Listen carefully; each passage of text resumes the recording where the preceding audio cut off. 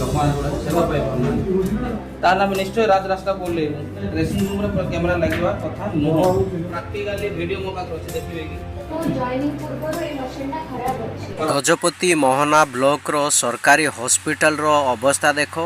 Bed चिरी जाइची, एठारे 10:30 पर्यंत doctor नहांती, आउ गंधिया केते हेइची, क्लीननेस बिल्कुल नाही। ओपन प्लेस रे ड्रेसिंग करा जाउची, पेशेंट को जगार शोईछंती, आउ केते गंधिया हेइकी पड़ीची टिके देखंतु। ए जगार सफाई बिल्कुल भी किए ध्यान देई नाहांती। ଏଠି ପ୍ରାୟତଃ ଇସ୍ୟୁ ଅଛି, ଲୋକମାନେ ସେବା ପାଇପାରୁନାହାନ୍ତି। ଏଠି ଲାବୋରେଟୋରୀ ରୁମ୍, ଡ୍ରେସିଂ ରୁମ୍ ଏଗୁଡ଼ାକ ଜଣେଇଥିଲେ। ଆମେ ଆଗାମୀ ଦିନରେ ଜଣେଇବୁ ସରକାରକୁ। ଯଦି କରୁନାହାନ୍ତି କାଗଜ କଲମରେ ରଖିବେ ତାହେଲେ ଆମେ ନିଶ୍ଚୟ ରାଜରାସ୍ତାକୁ ଓହ୍ଲେଇବୁ। ବେଡ୍ର ସ୍ଥିତି ହିଁ ନାହିଁ, ସବୁ ଚିରା ଚୁରି ହେଇଯାଇଛି।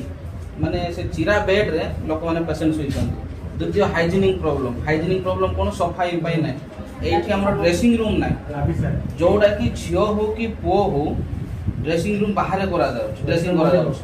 ଯଦି ଆମେ ଦେଖିବା ପ୍ରାଇଭେସି, ରାଇଟ୍ ଟୁ ପ୍ରାଇଭେସି, ଆମେ ଯଦି ଦେଖିବା ଆର୍ଟିକଲ ଅନୁସାରେ 21-22ରେ ଦେଖିବା ତ ଜଣଙ୍କର ୱିଦାଉଟ୍ ସହମତିରେ ଜଣଙ୍କର ପ୍ରାଇଭେଟ୍ ଆପଣ ଦେଖିପାରିବେନି, ଯେଉଁଟାକି କ୍ୟାମେରା ଲାଗିଛି।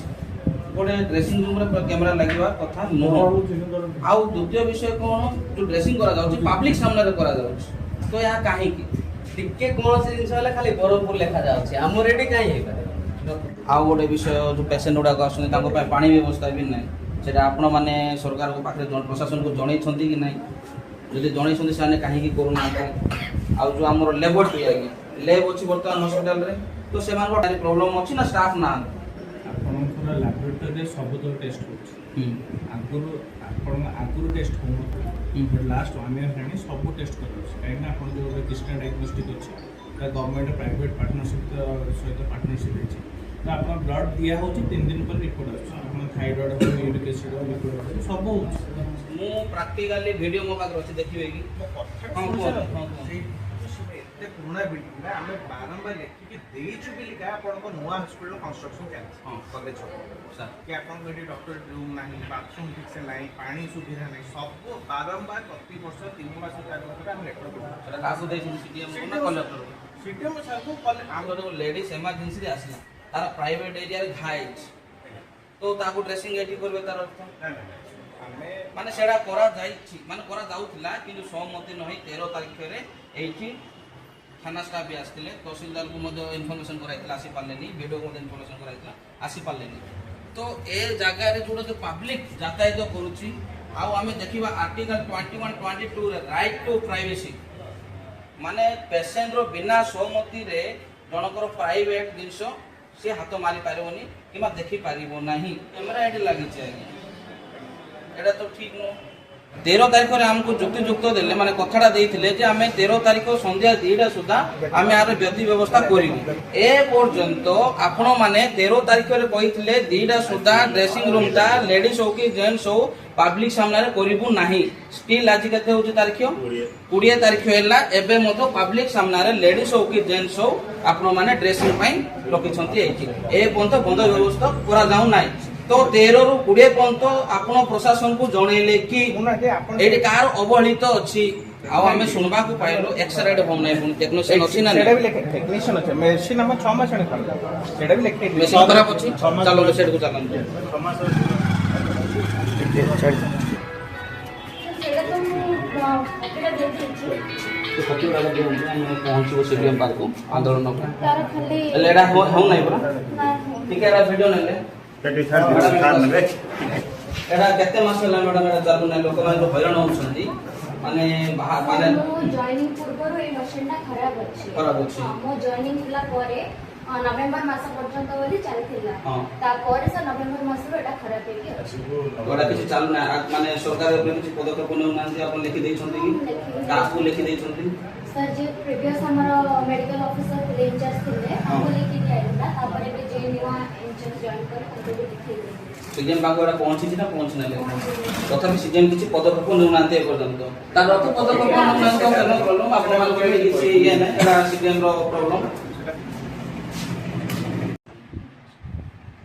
सुपर पानी तो नाही, पानी ही नहीं, पानी नथ जो सफाई पारुने तार अर्थ ପାଣି ନାହିଁ, ପାଣି ଆମେ ଲେଖିକି ଦେଇଛୁ ସବୁ ଟାଙ୍କି ପୁରା ଡ୍ରାଏ, ବୋରୱେଲ୍ ବି ଡ୍ରାଏ।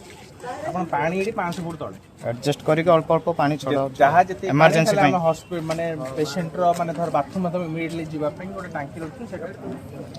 ଆଜି ଆମେ ଭୀମ ଆର୍ମି ଗଜପତି ଟିମ୍ରୁ ଯେଉଁ ଆସିଥିଲୁ ମେଡ଼ିକାଲ ଆମେ ପହଞ୍ଚିଲା ପରେ ଦେଖିଲୁ ମେଡ଼ିକାଲର କୌଣସି ମେଡ଼ିକାଲ ପରି ଲାଗୁନାହିଁ ଆମକୁ। ଆପଣମାନେ ଯଦି ଦେଖିବେ ବେଡ୍ର ସ୍ଥିତି ହିଁ ନାହିଁ, ପେସେଣ୍ଟ ଯେଉଁ ଶୋଇଛନ୍ତି ବେଡ୍ର ସ୍ଥିତି ନାହିଁ, ଆଉ ଯେଉଁଟାକି ହାଇଜିନିକ୍ ପ୍ରୋବ୍ଲେମ୍, ଯେଉଁଟାକି ସଫା ସୁତରା ଟୋଟାଲ୍ ନାହିଁ। ଏଇଠି ଷ୍ଟାଫ୍ ଅଛନ୍ତି କି ନ ଅଛନ୍ତି ବୋଲି କହୁଛନ୍ତି, କିନ୍ତୁ ସଫା ଟୋଟାଲ୍ ହେଇପାରୁନି। ଦ୍ୱିତୀୟ ବିଷୟ ଯେଉଁଟାକି ଡ୍ରେସିଂ ଯେଉଁ ରୁମ୍ ଅଛି, ଡ୍ରେସିଂ ରୁମ୍ ନାହିଁ ଏଇଠି, ଯେଉଁ ଡ୍ରେସିଂ ରୁମ୍ରେ କ୍ୟାମେରା ଲାଗିଛି, ଯେ କ୍ୟାମେରା ଯେଉଁ ଆମେ 13 ତାରିଖରେ ଆସିଥିଲୁ କ୍ୟାମେରା ହଟାଇବା ପାଇଁ ଆମେ କହିଥିଲୁ, କିନ୍ତୁ ଏ ପର୍ଯ୍ୟନ୍ତ କ୍ୟାମେରା ହଟା ଯାଇ ନାହିଁ। ଏ ପର୍ଯ୍ୟନ୍ତ ଜେଣ୍ଟସ୍ ହଉ ଲେଡ଼ିଜ୍ ହଉ ପାବ୍ଲିକ୍ ସାମ୍ନାରେ ଡ୍ରେସିଂ କରାଯାଉଛି। ଯଦି ନେକେଡ୍ ସିନ୍ରେ ମଧ୍ୟ ନେକେଡ୍ କରି ଝିଅ ହଉ କିମ୍ବା ପୁଅ ହଉ ସେଠି ନେକେଡ୍ ସିନ୍ରେ ଡ୍ରେସିଂ କରାଯାଉଛି। ଆଉ ତୃତୀୟ ବିଷୟ ହେଉଛି ଯେଉଁ ଲ୍ୟାବୋରେଟୋରୀ ଦୀର୍ଘ 6 ମାସ ଉପରେ ହେଲାଣି, ଯେଉଁଟାକି ଲ୍ୟାବୋରେଟୋରୀର ଯେଉଁ ଏକ୍ସରେ ମେସିନ୍ ଖରାପ ଅଛି, ଆଉ କେତେ ମେସିନାରୀ ଗୁଡ଼ାକ ଖରାପ ଅଛି, ଏହା ଉପରେ ମଧ୍ୟ କୌଣସି ସରକାର ତଦାରଖ କରୁନାହିଁ, କିମ୍ବା ଆମର ଯେଉଁ ସିଡିଏମ୍କୁ ମଧ୍ୟ ଯେଉଁ ଷ୍ଟାଫ୍ ଦେଇଛନ୍ତି ସିଡିଏମ୍ ମଧ୍ୟ ଏହାକୁ କିଛି ତଦାରଖ କରୁନାହିଁ। ଆଉ ଯେଉଁ ଶୌଚାଳୟ ଏଇଠି ଅଛି, ଶୌଚାଳୟର ମଧ୍ୟ କୌଣସି ସଫା ସୁତରା ନାହିଁ, ଯେଉଁଦ୍ୱାରା ଯେଉଁ ପେସେଣ୍ଟ ଆସୁଛନ୍ତି ସୁସ୍ଥ ହେବା ପାଇଁ, କିନ୍ତୁ ଏଇଠୁ ଆଉ ଥରେ ପେସେଣ୍ଟ ନେଇକି ଯାଉଛନ୍ତି, କାରଣ ହାଇଜିନିକ୍ର ପ୍ରୋବ୍ଲେମ୍ ଯଥେଷ୍ଟ ମାତ୍ରାରେ ଏଠି ଅଛି। ଆଉ ଯେଉଁଟାକି ଟଏଲେଟ୍ର ଗୋଟେ ଜାଗାରେ ଜେଣ୍ଟସ୍ ଆଉ ଲେଡ଼ିସ୍ର ଅଛି, ଯେଉଁଦ୍ୱାରା ପ୍ରାଇଭେସି ଟୋଟାଲି ନାହିଁ।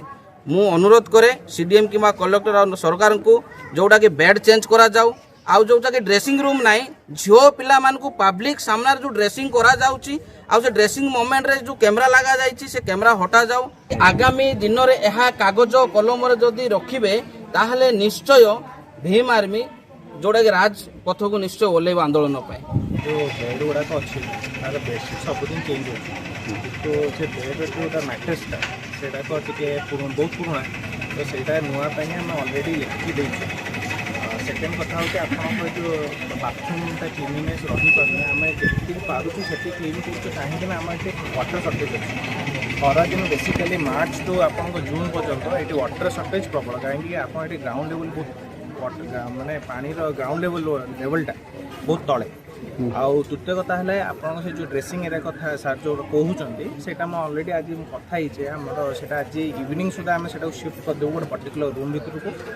ଆଉ ସେଇ ଜାଗାରେ ଆପଣଙ୍କର ଯେଉଁ କ୍ୟାମେରାଟା ଲାଗିଛି ସେଇଟା ଆଉ କିଛି ଇସ୍ୟୁ ହେବନି, ଆମେ ଏଇଟା ଗୋଟେ ପୁରା ଟୋଟାଲ ମାନେ ଇଣ୍ଡିଭିଜୁଆଲ ରୁମ୍ ଭିତରୁ ଡ୍ରେସିଂ ରୁମ୍ଟାକୁ ସିଫ୍ଟ କରିଦେବୁ।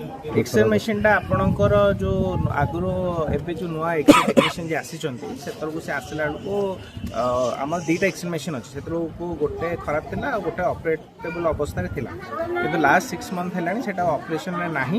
ତ ଆମେ ସେଇଟା ଅଲରେଡ଼ି ଲେଖିକି ଜଣାଇ ଦେଇଛୁ, ଆପଣଙ୍କର ଯେଉଁ ମେଣ୍ଟେନାନ୍ସ ଯିଏ କରନ୍ତି ସବୁ ଗଭର୍ଣ୍ଣମେଣ୍ଟ ହସ୍ପିଟାଲରେ ତାଙ୍କୁ ଆମେ ଲେଖିକି ଜଣାଇଛୁ, ଇଭେନ୍ ଆମର ଇନଚାର୍ଜ ସାର୍ଙ୍କୁ ବି ଲେଖିକି ଜଣାଇଛୁ, ଆଉ ଯେଉଁଟାକି ସିଡିଏମ୍ ସାର୍ଙ୍କୁ ବି ଫରୱାର୍ଡ ହେଇଛି। ସାର୍ କେତେ ଶୀଘ୍ର ସମସ୍ୟା ସମାଧାନ ହେବ ବୋଲି ଆମେ ଆଶା କରିବା?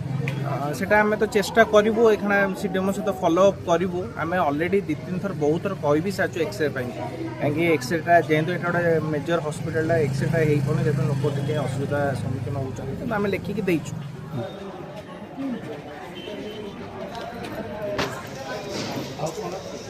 हाइजीनिक बहुत मात्रा हाइजीनिक आउ रोग आउ अधिक मात्रा बढ़े बेड अवस्था देखो कौन bed sheet Mohan hospital sir बर्तमान आज ही जाइए मोहन हॉस्पिटल बेड नहीं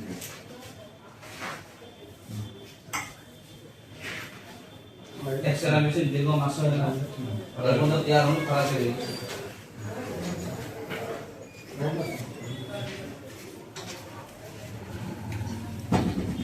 हॉस्पिटल में स्थिति तो अलग प्रकार अछि जोड़ा जो माने ट्रीटमेंट पे जाउ मतलब जो लैब अछि भितरे किंतु भीतर टेस्ट करा जाउ ना बाहर टेस्ट करा जाउ एक द्वितीय विषय क्लिनिक रूम नै जोड़ा के पानी अभाव बोली कहउछंती से डायरेक्ट कहउछन हम कोन करू पानी जदी नै तो सेटा टिके देखिबे आ जोड़ा ड्रेसिंग छडा तो अति लज्जाजनक कथा ड्रेसिंग बाहर करा जाउ पब्लिक सामने रे बिल्डिंग ना काहे हम कुड करू बोली से आंसर दउछन सेटा टिके पदक्षेप नेबे सर ठीक है।